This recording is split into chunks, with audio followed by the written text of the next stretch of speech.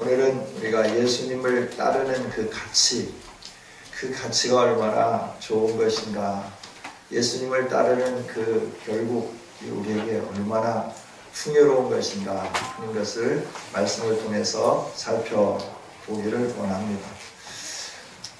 우리가 누군가를 따른다고 하는 것은 따를 만한 가치가 있어야 그 사람을 따르게 되는 거죠. 자기의 사상을 이룰 수 있거나 자기가 추구하는 이익을 얻을 수 있을 때 우리는 사람을 따르게 되고 또 함께 하게 되죠. 이런 유익이 없으면 우리는 따르지 않는다 하는 거죠. 마태는 예수님을 따르는 무리들과 배척하는 유대주의자들을 극명하게 대조하면서 하나님 나라를 파괴하려고 하는 자들과 예수님과 함께 하나님 나라를 세우기를 원하는 사람들의 그 삶을 양극화해서 우리에게 보여주시는 거죠. 오늘 예수님을 따르는 사람들에게 주어지는 은혜와 복이 무엇인가 하는 것입니다. 예수님은 세례 요한의 죽음 소식을 듣고 한적한 곳으로 자리를 옮기셨습니다.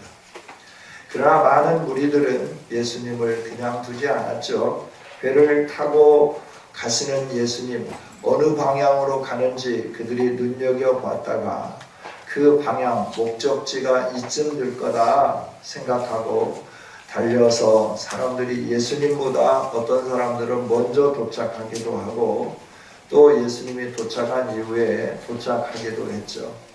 많은 사람들은 예수님을 갈망하면서 예수님을 따랐습니다.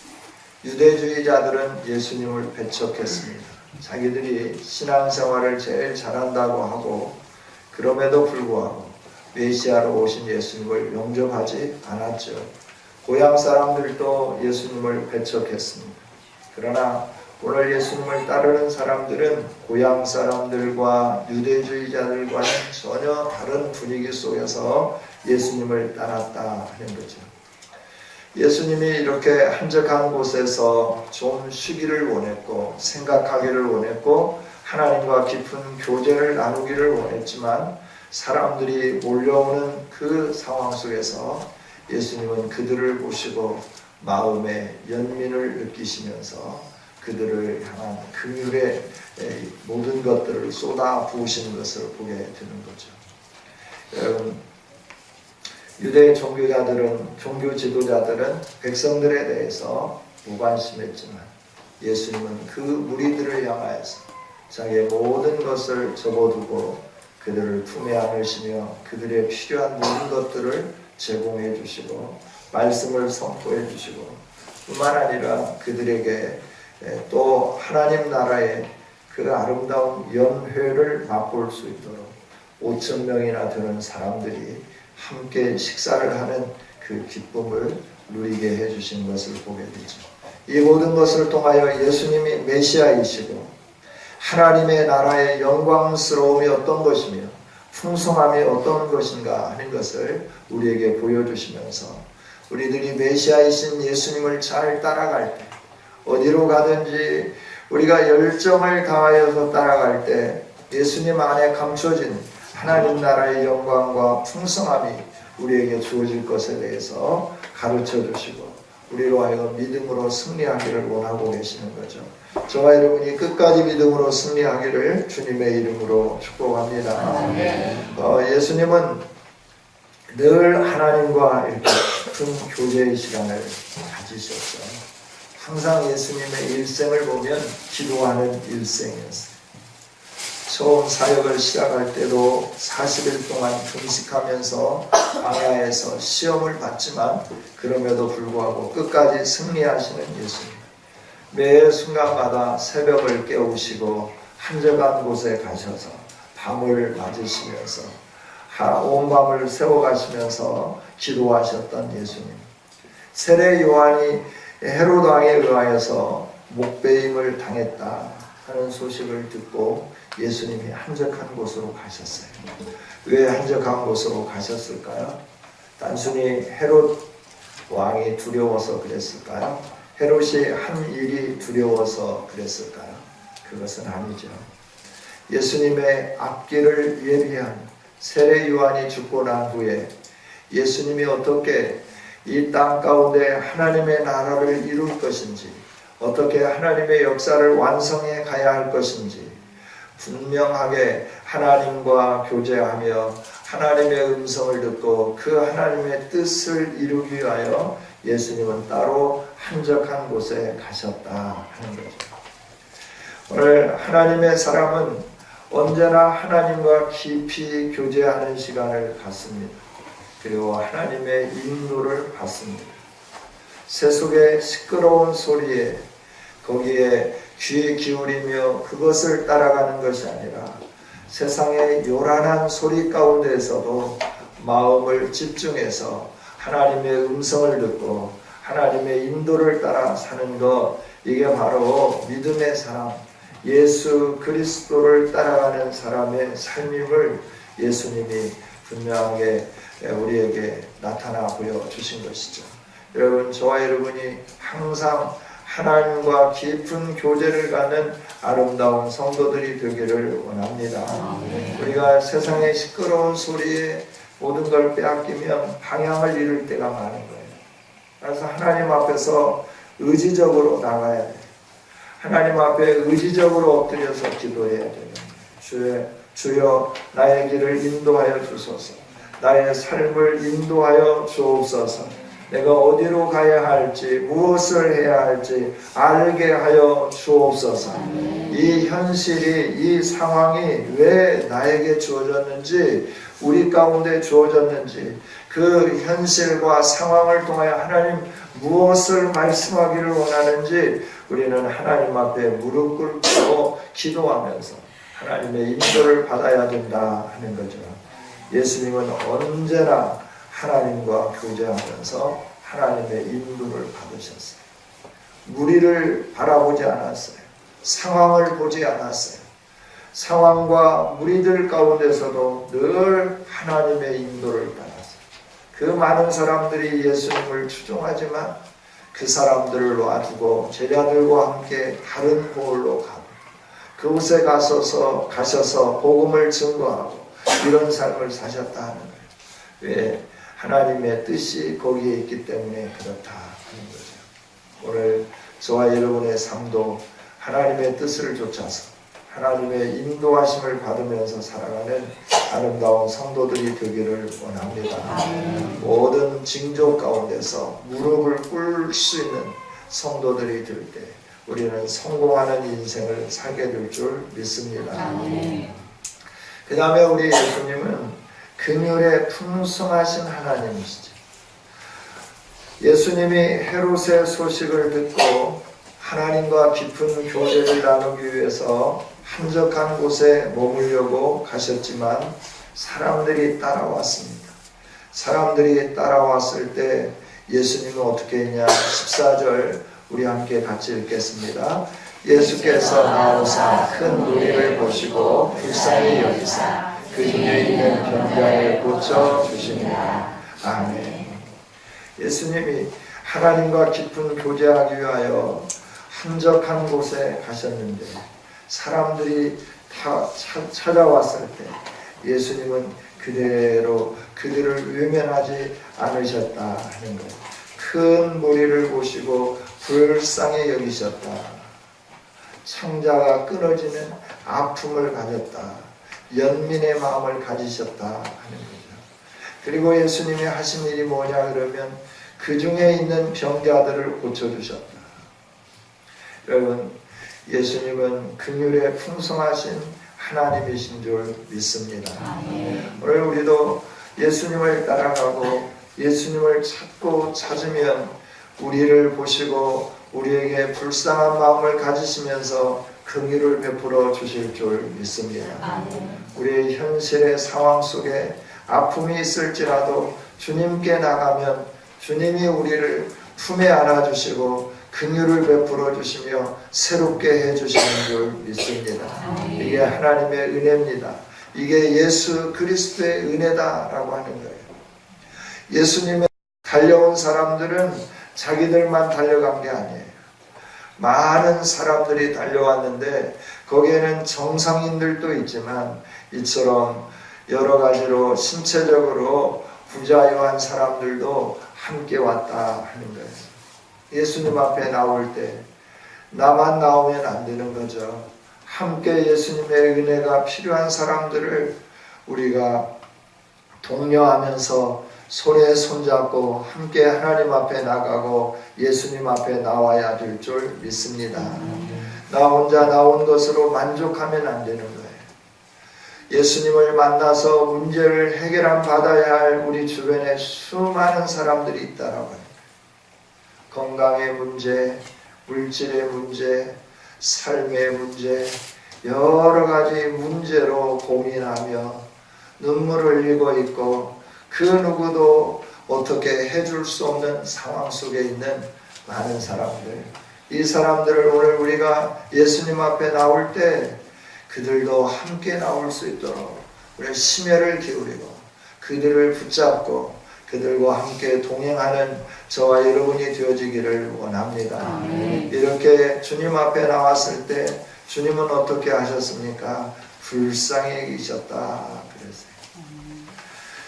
예수께 나오는 큰 무리를 보시고 불쌍히 여기셨다. 여러분, 예수님은 늘 주님을 찾는 자들에게 이런 긍휼의 마음으로 역사해 주시는 좋으신 하나님이에요. 저와 여러분이 문제가 있을 때마다 주님 앞에 엎드릴 뿐만 아니라 주변에 있는 사람들 손에 손잡고 주님 앞에 이끌어가는 아름다운 성도들이 되기를 원합니다. 그랬을 때 무슨 일이 일어났습니까? 그 중에 있는 병자를 고쳐주시니라. 그 중에 있는 병자를 고쳐주십니다. 문제 있는 자들의 문제를 해결해 주셨다 하는 것이죠. 여러분, 하나님 앞에 나오면, 예수님 앞에 나오면 예수님은 오늘도 풍성한 긍휼을 가지고 우리의 문제를 해결해 주시며 은혜를 베풀어 주시는 좋으신 예수님이신 줄 믿습니다. 그분 앞에 나아가십시다. 그분의 얼굴을 구하십시다. 그분께 우리의 모든 것을 드릴 수 있는 아름다운 성도들이 되어지기를 주님의 이름으로 축복합니다. 그 다음에 이제 예수님이 그들을 고쳐주실 뿐만 아니라 말씀을 증거하기 시작했어요. 말씀을 증거하는데 그들이 예수님의 말씀을 들으면서 시간 가는 줄 몰랐다 하는 거죠.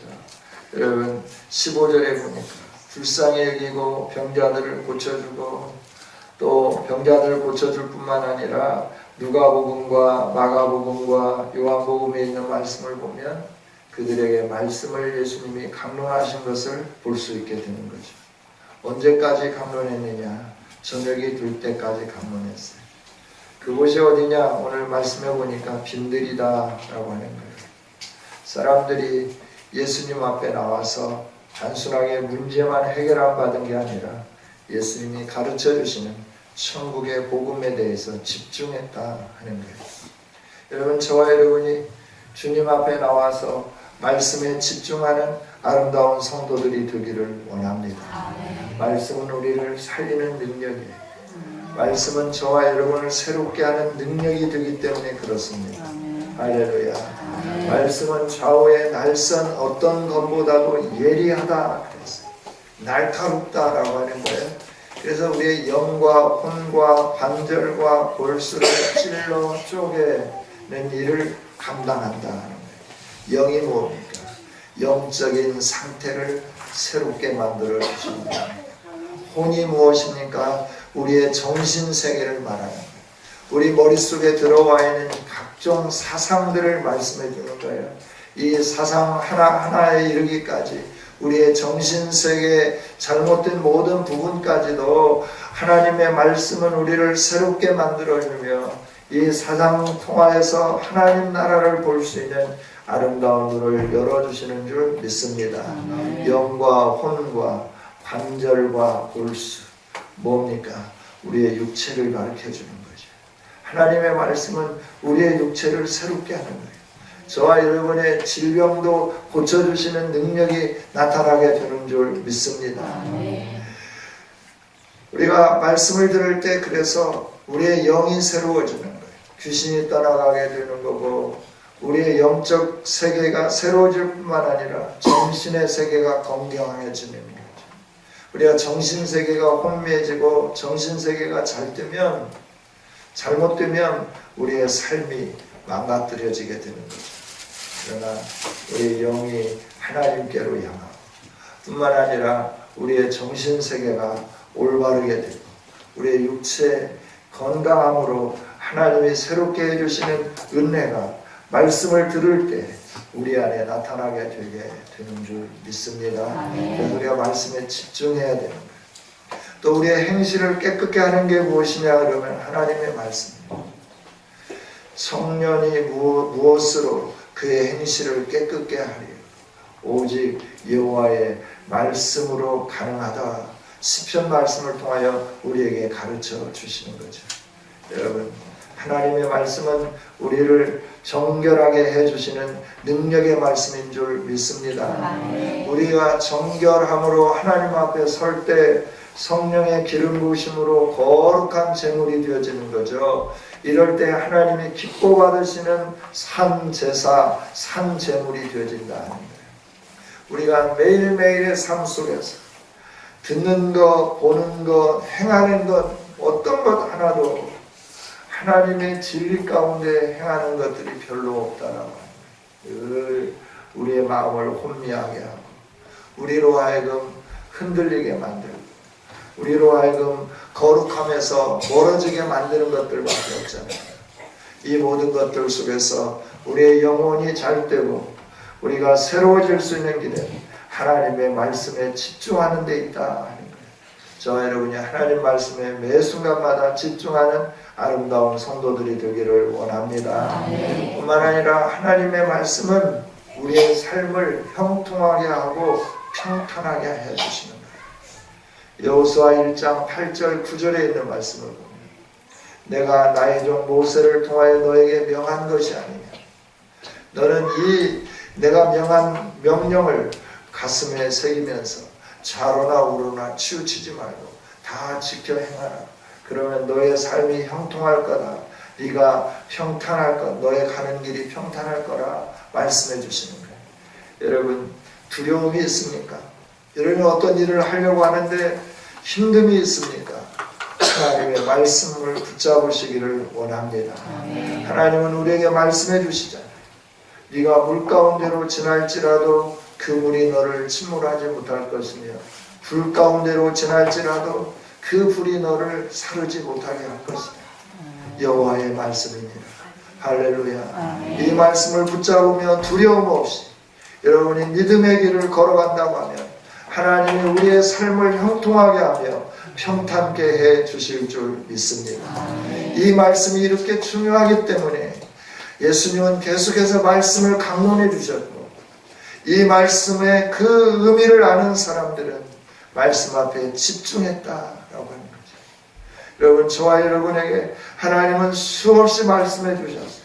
우리에게 말씀으로 기록된 말씀으로 우리에게 허락해 주셨고 이 말씀을 우리가 늘 묵상하고 또 읽고 암기하면서 살아가게 해주신 것은 이 말씀으로 우리의 삶을 새롭게 하기 위해서 그렇죠. 그래서 저와 여러분은 늘 말씀 앞에 머물러 서서 말씀에 집중하는 아름다운 성도들이 되어야 할 것입니다. 또 시편에 있는 말씀을 통해서 보면 이 말씀은 우리의 삶이 복되게 하기 때문에 우리가 말씀에 집중해야 된다는 거죠. 시편 1편에 뭐라고 말씀하십니까? 복 있는 사람이 누구인가에 대해서 말씀해 주죠. 누가 복 있는 사람입니까? 여호와의 말씀을 주야로 묵상하는 자로다 라고 말씀해 주죠. 여러분, 말씀은 우리를 복되게 해주시는 거예요. 할렐루야. 우리의 삶을 풍성하게 해주시는 거예요. 그래, 저와 여러분이 말씀에 집중하지 않으면 안 되는 거죠. 말씀을 바라보지 않으면 안 되는 거죠. 저와 여러분이 늘 매 순간마다 말씀 앞에 우리의 심령을 고정하고 우리의 시선을 고정하고 그 말씀을 따라가는 아름다운 성도들이 되어서 약속된 말씀대로 복을 받는 아름다운 성도가 되기를 주님의 이름으로 축복합니다. 그렇습니다. 시냇가에 심은 나무와 같이 되는 거예요. 시절을 쫓아 과실을 맺는 거예요. 잎사귀가 마르지 않는 거예요. 여러분, 우리는 나무가 잘 자라니까 시냇가에 심겨졌다고 하는 의미가 뭔지 잘 모르죠. 그러나 성경이 기록된 저 유대 땅은 나무 보기가 힘들어요. 가시나무, 씨띠나무라고 하는 가시나무는 광야에서도 몇 그루를 볼 수 있었어요. 그러나 나무가 없습니다.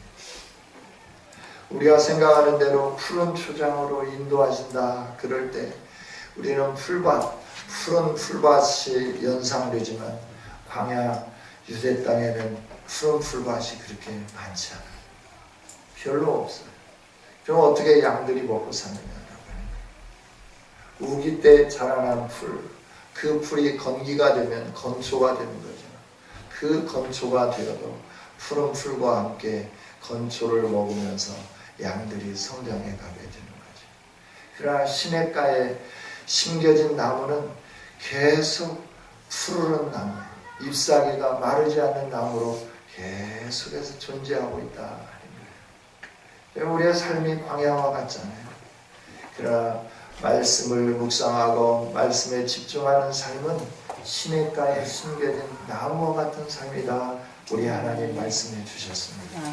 저와 여러분이 말씀에 집중하면 우리의 삶은 시냇가에 심겨진 나무처럼 메마름이 없이 풍랑이 오고 바람이 불어도 홍수가 져도 든든하게 세워져서 열매를 맺으며 잎사귀가 마르지 아니하는 풍성한 삶을 살게 되는 줄 믿습니다.